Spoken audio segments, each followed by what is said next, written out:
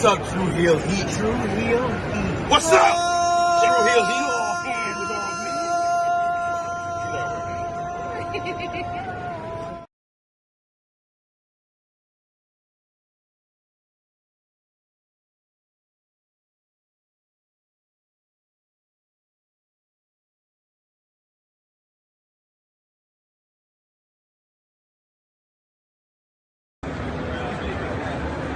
All right, ready when you are. Hey guys, I may have go away heat, but these guys have true heel heat. So you better listen to the podcast or else I'm gonna kick you in your fucking cock and balls. I'll get it.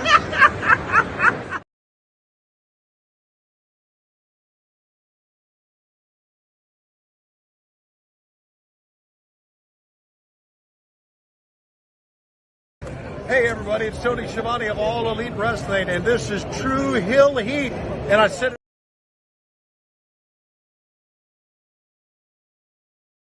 Hello everyone, it's the hardcore legend Mick Foley wishing a nice day to everyone there, right there at True Heel Heat. Yeah!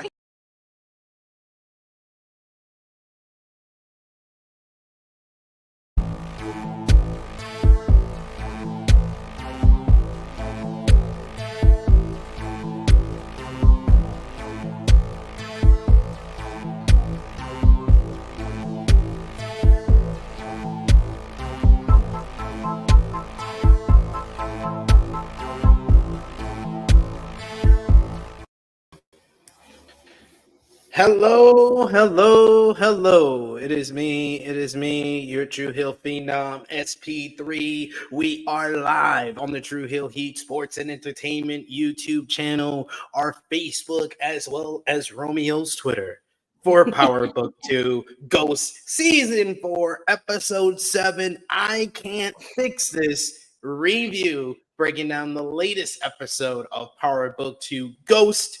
And of course, to do that, I am joined by my always favorite person to talk about Power Universe, the princess of all the true heels. She had Saturday off, but she's here on a Monday. It's Miss Krssi Love.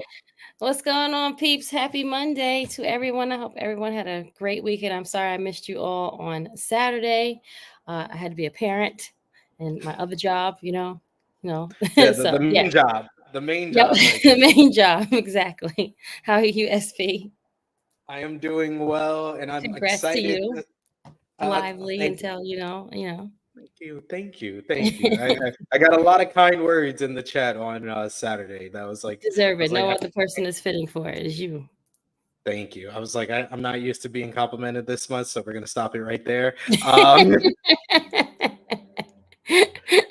I don't like how this feels. I'm feeling all mushy inside. All right. We got to talk about Power Book 2 Ghost Season 4, Episode 7. And, we were high praise on last week's, mid-season premiere. But I felt like this episode was even better. It just picked up right where Episode 6 left off. And I thought it was just slightly even better than Episode 6. Krssi Love, what did you think about this week's episode? What a way to redeem themselves, because this was a good way to they started off last week, but this week was just like, okay, we're gonna how they got the slingshot, and now we're gonna just let it go and just gonna see where it lands. This was a good one. This was good. They did this one. The last few minutes of this episode was like it's like, what's going on? Like everything's exploding right now. Yeah, exactly. Just do. Like you're getting hit from all different sides. Like, Yep. Okay. Here we go. But yes, we're going to talk all about it. We appreciate y'all if you're joining us live. We appreciate y'all if you're watching us on demand. Remember to show your appreciation back the simplest way possible. Drop the thumbs up on this video. You can share this video with all your Power Universe fans, friends, and family. Always love the support that we've been getting on these Power Book 2 Ghost Season 4 reviews. So we appreciate y'all if you are joining us and watching us on demand as well. And of course, If you're watching us live right now, sound off in the live chat. We love to interact with all of you guys. Hear your thoughts on this week's Power Book 2 Ghost Season 4, Episode 7. And I think the mantra of today's episode is bye-bye, Felicia. Get the I fuck mean, out of here. Kick her out like Jazz, like right in the ass. we knew it was Bitch. gonna happen. We just didn't know who or how it was gonna happen. And wow. Yeah. We'll We get got to a that part. lot of We'll get to that part. We'll get to that part of the movie. That well, not the movie, but the show. We'll get to that part because we gotta cover. And we got a short time, so we gotta hurry up. We do. We got Ace in the chat joining us. Good to see you, Ace. He What's says, up, "What's Ace? up, SP3 and Krssi? Happy Monday. Happy Monday to you." And he says, Happy "Where was Monday. Nico at?" Nico was taking care of their other issue that they got here. But like we always do with these Power Book 2 Ghosts Season 4 reviews, we're gonna break it down with our plot A or plot B or plot C going on here. So plot A, of course, had to do with how we left off episode 6, Miss Krssi Love. Diana Yes. getting beat up by Felicia, getting kicked in the stomach while being pregnant. Tariq finding her and yelling out, and we basically pick up right from that, where they're Yep. in the hospital. Diana wakes up in the hospital bed, pissed. and the first. This right here, her okay, go. Sorry. No, I understand. You're a mother. I understand. Her anger was at, I mean, I understand she's upset and she's emotional, but your anger was at the wrong person. You sent me to do a job. You told I wouldn't have never even known anything about this. You looped me into this whole thing. I didn't have no quarrels or no parts of this whole thing. Then you drag me back in. He tries to, takes 2 steps back. He goes 2 steps forward back into the whole thing. And then you're angry at me because of what happened. And you didn't want to be a part of the drug. Blame your moms, yo. Like, you was all cool with Monet. You know what I'm saying? Monet come, oh, Mom, I just want to get out of here and just blah, blah, blah. No, your anger should be at your mother and Drew. This day fault. Of all people. Kane trying to just come in and try to be, try to, see what's going on, try to fix things. And, he's starting to put little pieces here and there together, but they don't know that. But they always... Kane could be a lot of things, but certain things, he's smart. Just his delivery and the way he be going about things just be wrong. Yeah, he's obsessed with Tariq a little too much, but that nigga's smart. That nigga has proven, especially since season 2, he's a smart nigga. He's a very smart. Yeah. They be underestimating. They be thinking he just like the hothead. Yes, he could be the hothead because y'all make him do. But if y'all give him a chance and do things, y'all see he's trying to like do things in a certain way. And y'all just not trying to like let Kane be Kane. So she wakes up to see a tearful Tariq sitting by her bedside. And this is basically the scene that we saw in the final episode's teaser where he says, "I'm sorry, Diana." And she knows exactly what that means. It sinks into her that she lost the baby. Later, she wakes up again. She sees Tariq talking to one of the nurses. He tells the nurse that Monet is on her way, her mother, and her anger just takes over. She says Tariq's involvement in the drug game led to her attack. And I was like, no, heck no. I was like, no. Your mama and your daddy did that. Because, like, you have to understand, if you had not told Tariq and you had listened to Felicia, you would have probably been the one getting thrown through a wall, and then your baby's still gone. Make it make sense, friend. Make it make sense. So you didn't even have to involve Tariq. One way or another, you were going to lose this baby. Yes. Sad to say, but very true. Your whole entire livelihood has been because of the drug game. Like, what are we talking about, Diana? She kicks Tariq out of the room. Monet shows up and asks him, like, "Is the baby all right?" And he just gives her a look like, "Nah, son." Ain't happening. And he was like, "I'm gonna go handle mine." And Monet tried to brush this nigga aside too. What's wrong with Monet? He's telling him like this is a family business. No, nigga, this was my family. Exactly. Supposedly, we appreciate. didn't have a We drug are. test. I mean, blood test, but whatever. That is true. She was sleeping with Salim. But she's like, oh, we're this family business now. And he's like, respectfully, Monet, I don't work for you. So I'm gonna Right. do what I need to do here. Monet goes and talks to Diana, asks her, who attacked her, and he says that bitch Felicia. At that point, that's when Kane shows up, and he's like, who the fuck is Felicia? And he's Right. like looking at his system, trying to find out. Monet just basically brushes him aside, saying, doesn't Noma need her bitch boy to do any work for her? Trying to kick him out. But she has good reason. She's trying to be a good mother for once, where she's like, if Kane was involved in anything they're doing with Detective Carter, he would probably try to kill Detective Carter and get himself killed or arrested. So Exactly. So it's no one's at this whole scene scenario is like everyone is just like pointing the wrong fingers at everyone else. Yeah. Ace says Felicia was supposed to take out Zion, not Diana. Yeah, but Felicia was the one that gave Diana the job because she had IAB up her ass. Correct. So she was trying to kill two birds with one stone, and because she been probably real reckless and dirty. That's why IAB was up her damn ass.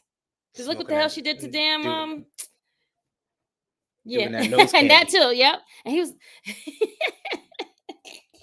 doing that nose candy out here in these nose streets. Candy. Good to see you, LaMarcus Vaughn, in the chat with us. He says that he said that Tariq needs to be the latex predator instead of apex predator. He the damn sure does predator. though. He needs to cover. I've been saying this for the longest show. He always got a gun, but he needs some other type of protection on him. That part. Yep. For sure. And Ace is right. Everyone's emotions was kicking in here. So Tariq, who decides to avenge his unborn child himself, calls Davis McLean to get the addresses of Carter's cops. But before the lawyer can do anything, he's summoned to Noma's. And Tariq was talking kind of reckless to Davis. So like what we saw in the coming attractions of him basically saying, your loyalty belongs to me. I'm just like, nigga, you've been talking very salty. And then you later in the episode, you hung up on the nigga. Like, that's not how you're supposed to be treating someone you're not paying right now to be loyal to you. That you ain't paying a long time, actually. Technically, if you want. Since season 3, yeah, when Noma showed up, he's like, your payment is that I'm not telling her you're the one who sold the ring. Pretty much, like you can't be like calling shots at people. Like, I'm sorry, bro. Like, and that's the thing about Tariq that I just wish somebody would punch him in the face. Like, I need Tommy or someone to like slap some like sense into him, because like little nigga, like yo, you could get these, like you could get this, like you just been lucky. It's just been luck on your side. I promise you, you've been very lucky. You ain't the gangster. You ain't the thing that you think you are. You got a lot of niggas that are loyal to you when you really haven't even shown loyalty to them. That part. Yeah. Continue. So he's summoned to Noma. Noma, this is our, I would say, C plot of Noma and what's going on with her. Mm-hmm. She wants help getting the government contracts that she was so close to with Wiley Adams now that he's pieced up out of here thanks to Zion. But he points out that the contracts require, he says, regardless of us finding another congressman or power broker to work with her, it requires an American citizen to head up the company that will launder her cash. And she obviously would need someone she trusts in that role. She scoffs at his insinuation that he'd be the person she choose, but that doesn't stop him from putting the moves on her, and he smashed again. So, but I mean, I think all of them is all like doing this as clapping the cheeks.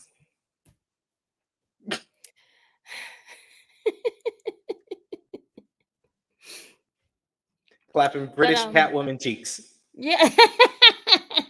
I think at this point, Noma is just like trying to she's a woman that I guess have needs, and whatever man is in her range or in her way that time. If she feels a need, she'll say, okay, hey, let's have fun.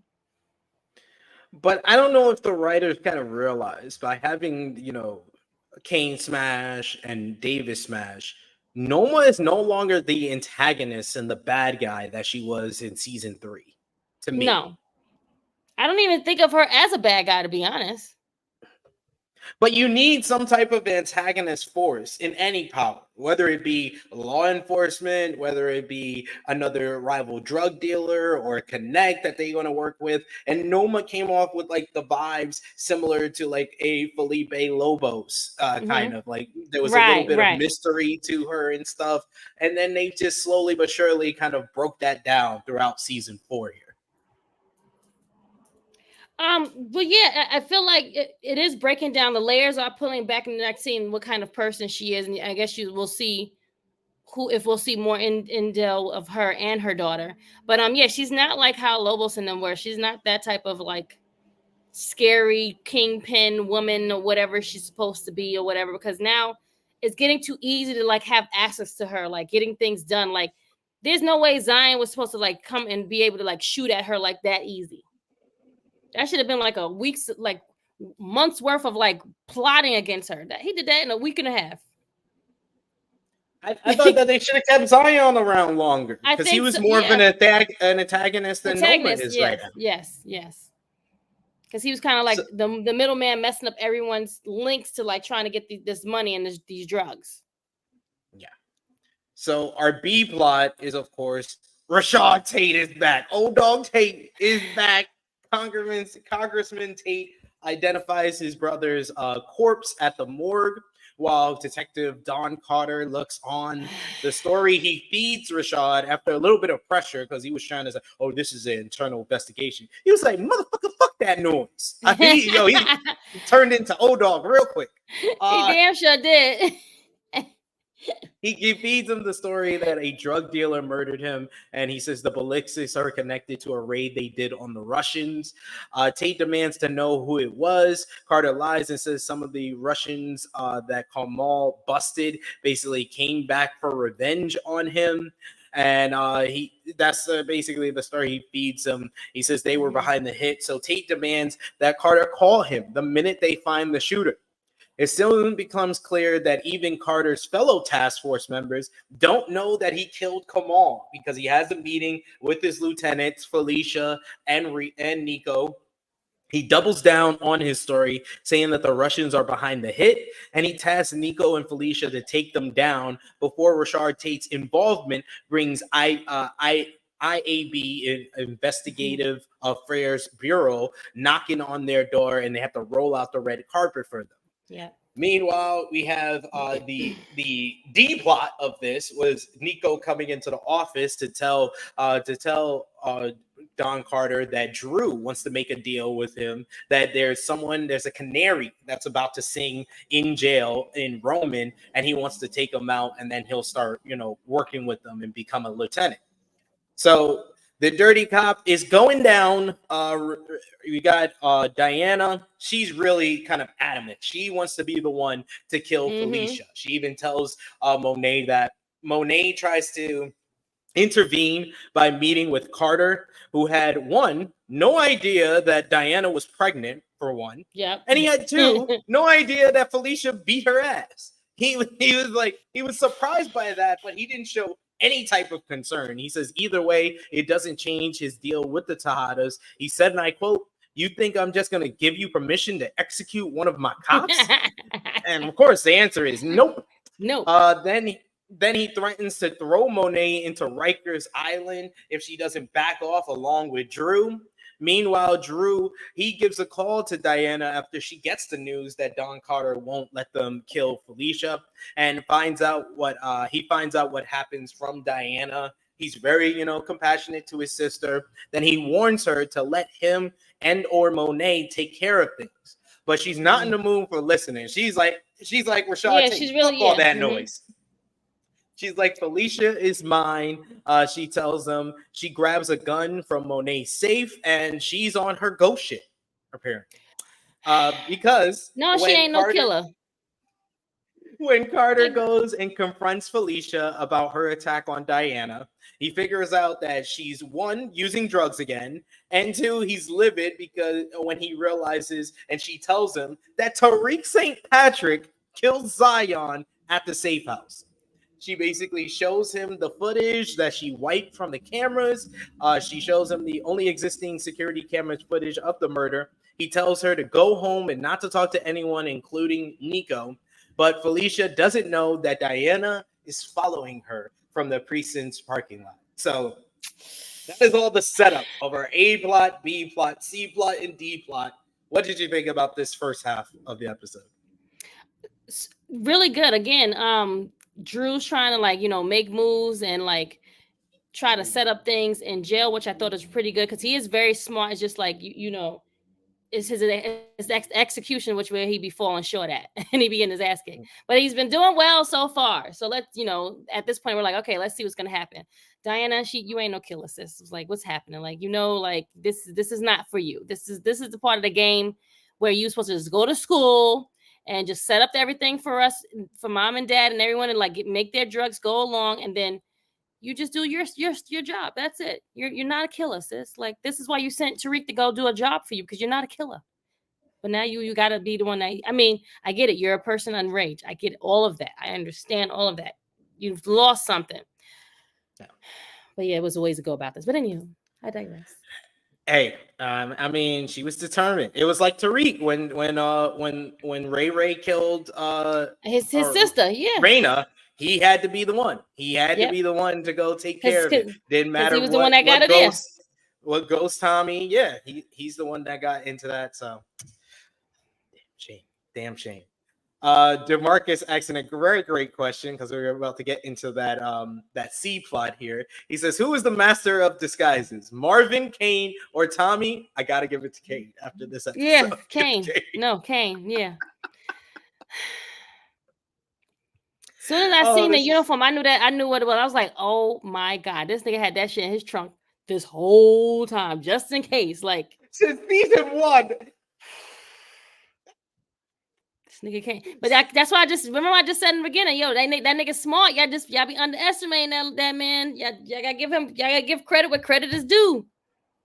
Lawyer outfit. Now he got a cop outfit. He's getting checking all the boxes. So going back to our A plot, the Tariq side of our A plot, he swings by Tasha's place because he has a conversation with Brayden. He tells Brayden that Diana got beat up by a crooked cop. He's grabbing his piece, he's grabbing his gun and everything. Brayden's like, "Oh, slow down. Let me come with you or whatever." Then they get a knock on the door, and it's from Stokely, who is a part of the Nolan. Yeah. No. What's his name? No, that's not Blueface. I forgot the damn boy name. I don't know his real name. I just know his name in the show. Stokely, he's here, part Terrible of the band, horrible. With Rashonda and Elle, and he's like, "Shut the fuck up." To I'm like, nigga, don't you know these two niggas have killed people? For less, way less. He comes in and he's like, "Y'all two niggas is fire," and they're like, "Fire from what?" He's like, "Y'all, we ain't gonna let y'all promote us anymore and promote the brand." He was like, because of what Brayden did, he called him that Snow White Diddy shit that you did. Oh my God. I was like, I know 50 put that in the script. I know that was 50 that put that in the script. He has to have it a dig some kind of way though. Snow White Diddy shit you did. We ain't fucking with y'all no more. And you think we don't know? Y'all selling y'all drugs at the parties? We don't know if we got fans or fiends. And Tariq is like, I don't give a fuck if y'all know or not. He was like, y'all ain't firing us from shit. He was, and when Stokely tries to argue back with him, he was like, nigga, I will get you expelled. It's like, nigga, you snitching? Tariq was like, he was about to yoke up young boy until Brayden separated them, get him out of there. He's like, yo, chill. And he was like, this shit, Tariq tells Brayden the truth. He's like, this shit wouldn't be happening if you ain't pulled that shit, if you wasn't on that coca. And so Brayden tells him, you need to talk to someone that you could trust. So Tariq swings by Tasha's place, where she takes look at it. Go ahead. Do she live in does she live in Bushwick? Like, I'm confused. I thought she's supposed to be in like this like whole like witness protection area location where no one could find her. How is she being found? Like, I don't understand this. Like, she lives in Bushwick. Tariq knows. Tariq knows. Tariq is in contact with her. That makes sense. Okay. It wouldn't make sense if someone else found her, but he was driving, so we don't know if it maybe is somewhere upstate or something like that. Who knows? Okay, sure. Yaz looks amazing. Like, Yaz is a whole woman now. Like, she's huge. Like, she as tall as Tariq. Yep, rightfully so. So he swings by Tasha's place, and she takes one look at his face and instantly knows he's in some type of trouble. He swears he can fix it himself, but he winds up telling her everything, including how once he gets what he needs from Davis, I'm going to make a move. But Tasha counters with several good points. First, Diana likely doesn't want anyone to run in and save her because rightfully she's super angry and wanting to take action on her own. Second, it's okay for Tariq to be angry too. She said that child was hope, a chance for a life outside of all this shit, she pointed out. And third, killing a cop is not a great choice. Like, this baby was like... She says killing a cop is not a great choice under any circumstances, and if anyone should know that, it would be Tariq. And if the Tejadas want to take retaliation action, he better distance himself because she says your family is here and we are waiting for you. So be smart, be strategic. And he pipes up that she wasn't very smart or strategic when she shot Monet. And Tasha's response was the best response ever. She was like, that bitch don't know I shot her. Is that going to come back up? That's what I want to know. What do you think? It is because they do know that lady. But no, Monet do know that? No, Monet thinks that it's Tariq. Oh. But Diana know who it was. Yes, everybody knows except everyone knows except Diana. Except Kane and Monet. Yeah. Drew and Diana know that they set up his mom to go. Oh, okay, yeah, that is true. Then they was like, yeah, that bitch don't know. I'm sorry. Repeat your question. Do you think that's gonna come back up? Is Monet gonna find out that? Because that would be the way to kill off Tasha. That's the end. Right, but it was also because of Diana and Drew. Yeah. Because remember, she was like, Diana, what did you do? She was like, oh, I just sent her the letter just to say, hey, just like, so remember, she was mad at Drew and Diana for that. They did touch on that a little bit. She forgave her after she found out that Diana was pregnant. Correct. So maybe it won't come up, but if it does, then I don't think Monet will act on it, though. I don't know if I can believe that. You don't think so? You don't believe that? I don't believe that. I think it might come back up, and if Monet finds out, she might do something. DeMarcus says Brayden and Tariq got fired on their day off, like Craig from Friday. Yes. You know what, DeMarcus? Thank you for that great analysis because it's actually very, very true. And it got because somebody was getting high. Well, no, they got fired because one of them was high. That's why. DeMarcus says, I think that Tariq would at least pistol whip Stokely. I wanted to see Tariq win a fight for once. Man, that nigga never wins any fights. No.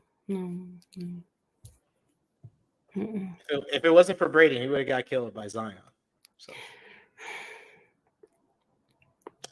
Yeah. And then when you think DeMarcus, it says Tariq left a burner phone within Yaz's teddy bear to know Tasha's location. That is true. Yeah. Forgot all about that. Yeah. So going back to our C plot with Noma, Noma basically tells Kane that she wants to know how Kane shows up after Davis done smash, and he sees that Davis' tie is undone, and Noma comes out in a robe, and she's like, I know you ain't letting Davis hit. I know you ain't let him hit. I know you ain't let him. He sound like Day Day from next Friday. I hope he don't hit. I hope he don't. And that's the whole thing. Is like you got to stop showing your emotions, bro. That's the damn problem with Kane. Kane be showing his emotion and his delivery, and that's when everything goes downhill.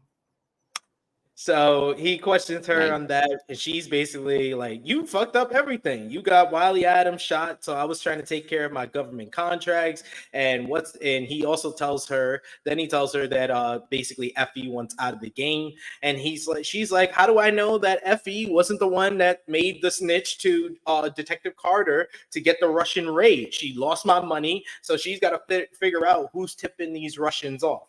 Mm-hmm. I think that Kane could probably kind of do law of checks and minuses and figure out that it's Monet, but he's never going to tell Noma. He's not going to tell. He already knows that it's Monet, but he's not going to tell Noma, and he'll let it go down and use it to his use it for himself as leverage for when he's ready to tell Monet. So basically, Kane and Effie figure out that they have to basically figure out who's the one that's snitching about the Russians, who was the one that snitched on the Russian raid house and made that raid happen. She basically tells him that she needs to get to somebody's kind of NYPD computer. She can hack in and find out basically like who was behind the raid. But to do that, they're going to need the help of somebody. Probably a white boy, probably Brayden. Brayden is busy. He's looking at the computer, seeing that No Lie has basically cut off the supply and cut off their pipeline to sell their drugs because there's no party scheduled. There's no merchandise being sold. So Effie and Kane go to Brayden after Brayden done took a bump, and fucking Kane comes in the room and passes him towel and says, "Wipe your nose, Charlie Sheen." Get your ass together. And he basically say like, "We need your help." And he's like, "Y'all motherfuckers did all this grimy shit to us, almost killed my family, and now you want some help?" And they basically ask him, "What do you need to get on board to get on board?" And he says he wants the Course Connect. The Course Correct app, the knockoff Course Correct that Effie created to sell drugs at Stanfield and the other Ivy Leagues. Kane initially says no, but Effie wants out of this life. So she says yes, she'll make it happen. So Effie and Brayden pretend they are getting their carjacked victims to play on the sympathies of a cop's wife. Yeah, I don't know if you noticed, but when they did the pass through the house, it's Nico's wife. Yes. There's a picture of Nico in the house. Yes, I know. I knew that was who was from the get, like, because they needed to get in something. They needed to hack. Basically, they wanted to hack the cops' information. So that's how he Kane kind of figured out who one of them was or whatever. So he seen the paperwork. I guess that Monet was looking at for people's names, and he remembered Felicia's name and he remembered Nico's name. He didn't have Carter yet though. I don't think he remembered Nico's name. I think that it was Effie who looked it up. Effie says that she looked it up to find out what was the schedule. That the kid was in school, he was at work, and it was just the wife. So they get in, and Effie can hack onto the NYPD's computer system via the cop's laptop. They nearly blow this whole plan up when Brayden is basically getting stitched up because he has a fake cut, or they really busted his head open to play on her sympathies. He offers too many details that contradict what they originally said, because they originally said that he got carjacked and that he was driving her. He was going to drive her to NYU until Landon got carjacked and got hit over the head. She told him to give up the car, but he didn't. But he tells the cop's wife, Maggie, he says, her car is just a couple of blocks away. She was like, didn't she say that you were going to drive her? She went to use the bathroom, or fake use the bathroom, so she can get to the laptop. So basically this causes Effie, when she knocks on the bathroom door, to basically give the signal to Kane. And Kane shows up in a cop's uniform saying that he's Detective Ramirez. Yes. Detective Ramirez from season one, right? Yep, from season one, the officer that basically was sleeping with Monet and was their informant. This distracts the homeowner so that they can get away safely. So Effie's able to get whatever information that she needed. The best line of the whole entire episode is when he gets Effie out of the house, and then he's calling for Brayden to get out of the house, and he says, "Caucasian male, come on, let's go." Yeah. Caucasian male, please come. Oh my god. I literally was thinking about it days later. I've watched the episode twice, but like a day later, I was like, "Caucasian male, please come." Oh my god, so great, so great.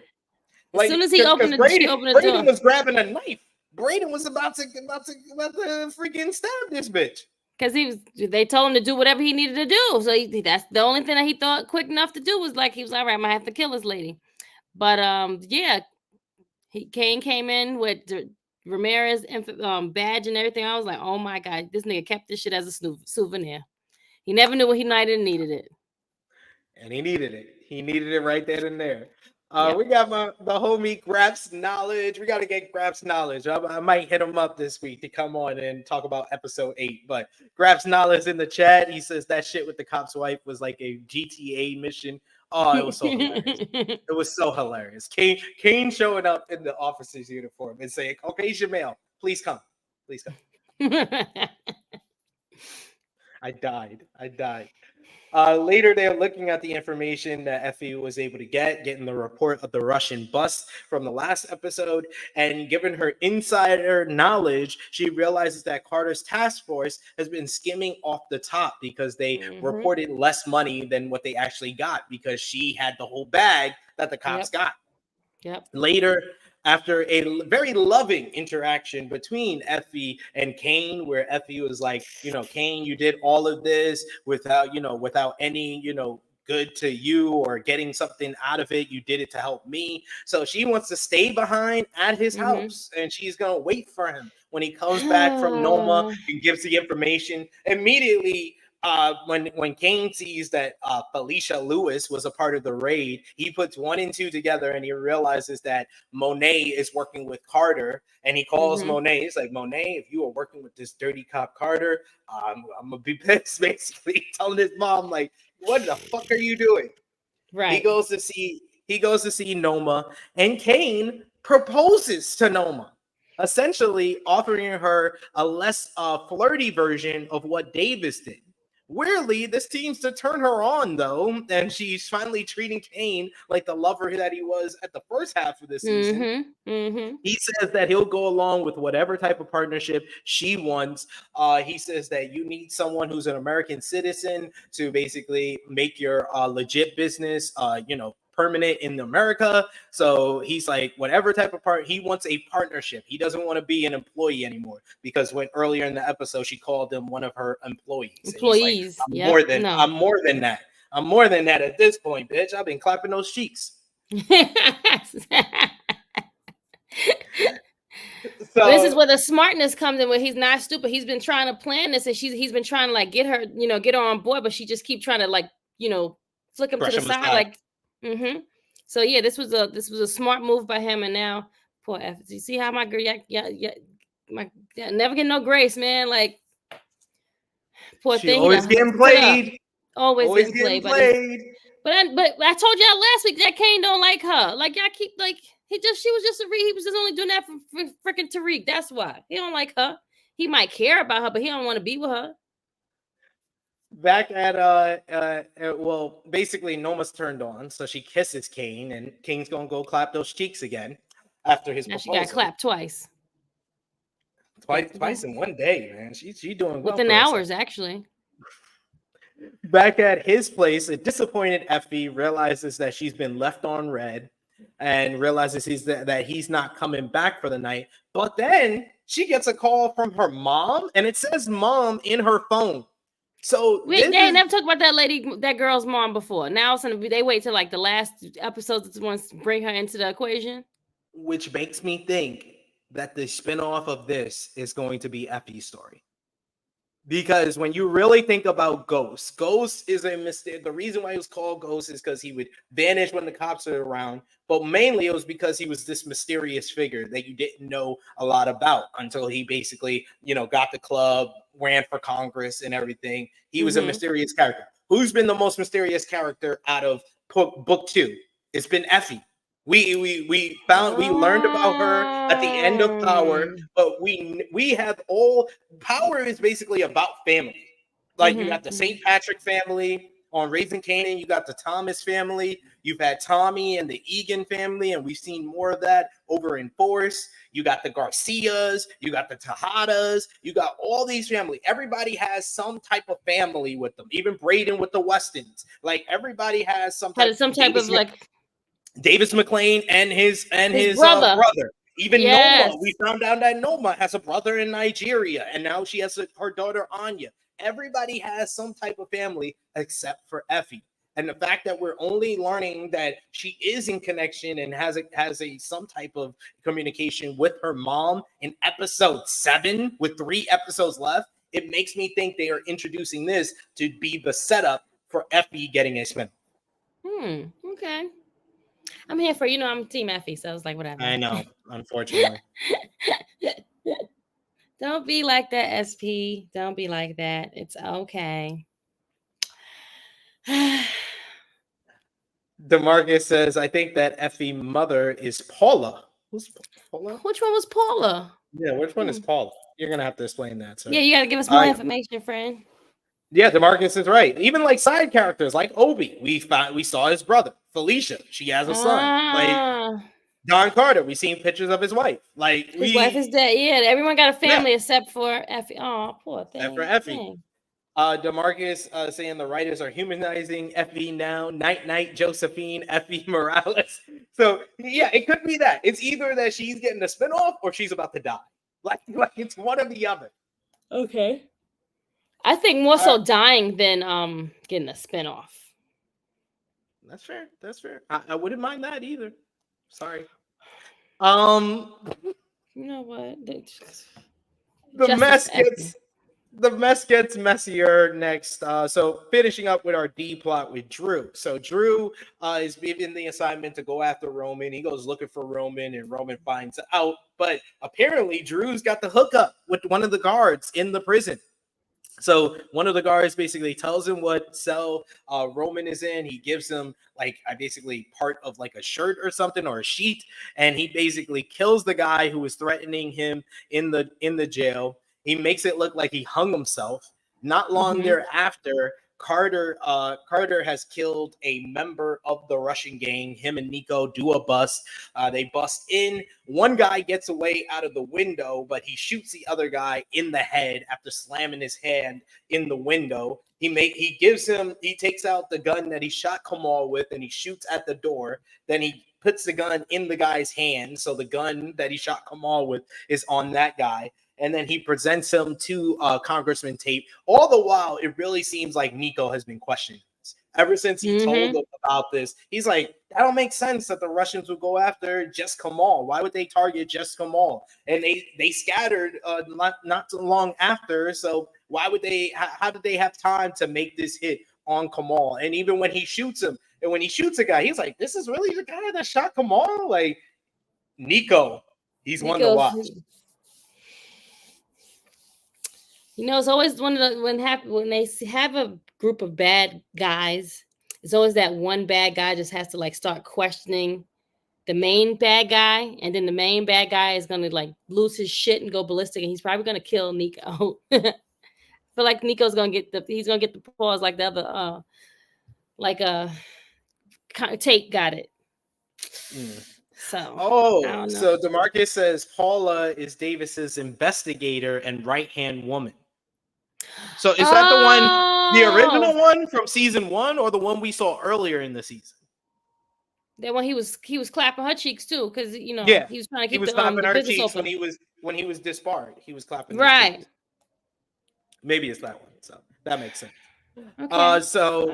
So then Carter presents it to Congressman Tate, saying that the dead man was Kamal's killer. Tate is grateful. He spits in the guy's face. Then Carter Carter then, after he's done with Tate, who offers any services that he needs moving forward, Carter then meets with Drew, who wants Carter to leave Diana and Monet out of things in exchange for the prison killing Drew committed on his behalf. Carter is not inclined to agree and instead warns Drew not to retaliate for what happened to Diana. Well, too late, because Monet has basically got back to the house, saw that her gun is gone. She's been texting Drew to basically let him know that Diana went to take matters into her own hand. She basically is ghosting this Felicia chick, watching her at her house. He breaks into the house after a prolonged fight in the kitchen where Felicia almost unalived Diana by putting a plastic bag over her head like she was Bryan Danielson. She winds up killing the cop. She kicks her in the face and then grabs the skillet and smashes her skull with a goddamn frying pan. Only after she's done killing this. Yeah. After only she's done killing with this bitch, she sees some toys on the floor and realizes that Felicia is a mother. She calls Tariq, panicked. After he arrives, Felicia's young son wakes up and wonders where his mother is. They pretend to be cops covering up for Felicia when she got called in for an unexpected late shift. Yeah. Things just get even more messier, though, because they have to basically tuck the fucking kid in after you just killed the mother. The body is still on the ground. Like, what the fuck are y'all doing? What are we doing? He says that Tariq tells Diana that I can't fix this for you, just like I couldn't fix it for my own family. And she says, what do you mean? And he explains how he did the same thing she did, killing Ray Ray in a retaliation for Raina's death. And it didn't do anything to take away his pain. But before they can discuss this further, because Diana's like, I don't need advice on how to revenge better. Great line. Freaking that Monet first shows up and she's like, oh fuck, what did you do? She was like, I need y'all to get the fuck out of here. Give me the gun. I'm gonna take care of this. Drew shows up and she's happy. She's like, okay, we need to take care of this body, Drew. But she doesn't realize that Carter's right there with them. Carter makes it clear that he would have happily killed Monet and Diana, but Drew brought their survival by confessing that Monet had been stealing drugs from Noma, because this whole time he thought it was the Russians because she told him that. She also told him that her original connect had dried up, so she's been protecting Noma this whole time, but really protecting Kane because he's so close to Noma. So Carter says, as far as I'm concerned, all of you are going to go down for this. Carter tells the group, unless they get him some leverage against Noma, in which case he'll make Felicia's death look like an accident. Then he yells at them. I don't know how you're gonna make that look like an accident, but okay. I don't know. A frying pan dropped on their head? Like, what the fuck? Right. He and Drew, he says they all leave so he and Drew can clean up the mess. I love that when Tariq asks him, what do you want in exchange for it? And before he says that he wants some information on Noma, he says, see, that's that Ivy League education. He was great. He was great in this scene, though. This scene right here, he was, I mean, excellent. I was just like, damn, yo, like. I swear, Carter has his best moments when he's talking to Tariq. The original one where they met up with each other, and then this one here, this was great. No, yeah, he did this scene. Like, this scene was like, yeah, he's like, and he had the gun in his hand. He's like, she had to put all these niggas in check. Like, let me remind y'all what it is. Like, I think y'all all forgot what it was. So let me remind you what it is. So with a gun in his hand, he basically stops Tariq after Monet and Diana leaves, and he says, welcome to the fucking team, Tariq. And that is how we close this episode, with Tariq looking very subdued as he walks out the door after seeing that Carter and Drew started cleaning up. And that was episode 7. We only got 3 left? Oof. Only 3 episodes left. Oh man. Marcus says Diana cooked Felicia Lewis with a frying pan. This is your brains on drugs. DeMarcus, you got some good ones, bro.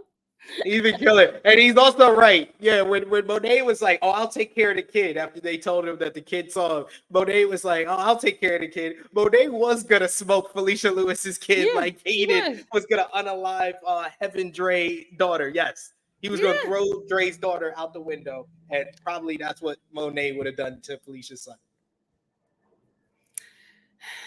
Listen, you have to do what you got to do. There's no witnesses. The boy done seen both those kids' faces. So,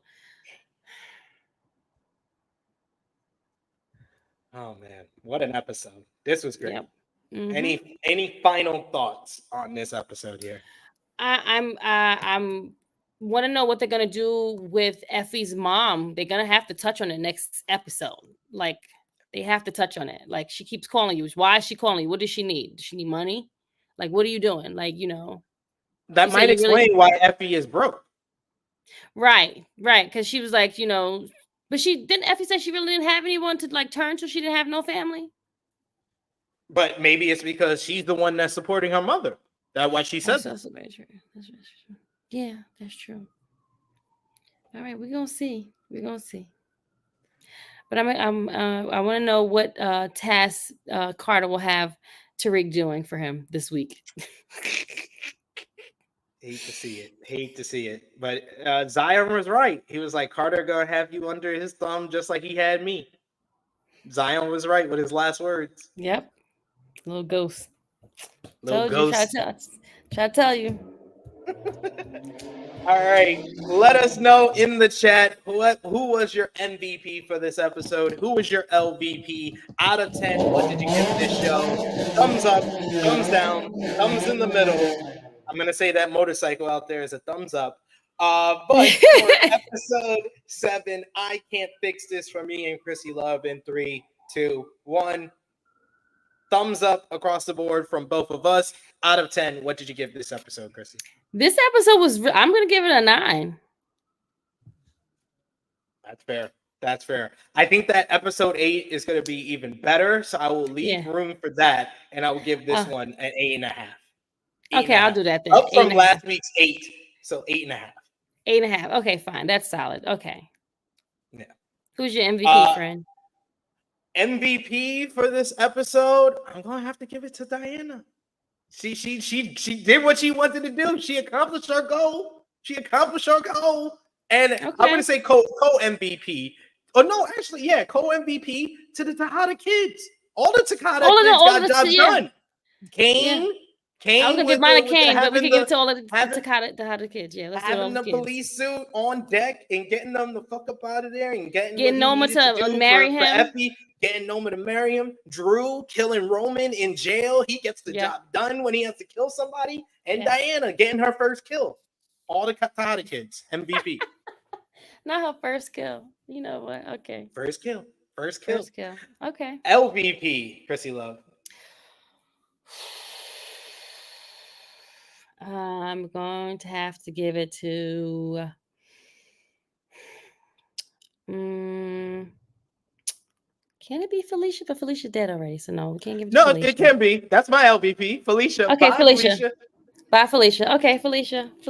See you later. You had to go. We got 9s in the chat from DeMarcus and Ace. They are loving this episode.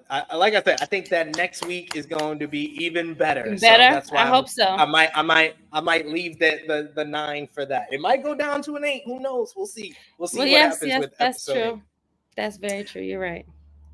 Krssi Love, let everybody know where they can follow you. Okay, guys, you can follow me on the Twitter machine. It is True Hill Krssi Love. IG is Krssi Love _1. Find me back on Saturday for our flagship show, which is on True Hill Heat on our flagship channel. I will be back on Sunday for Serving Face and Heels for our monthly review for women's wrestling, and then on Know Your Role on Fridays for our SmackDown review for our post show. So yeah, that's it.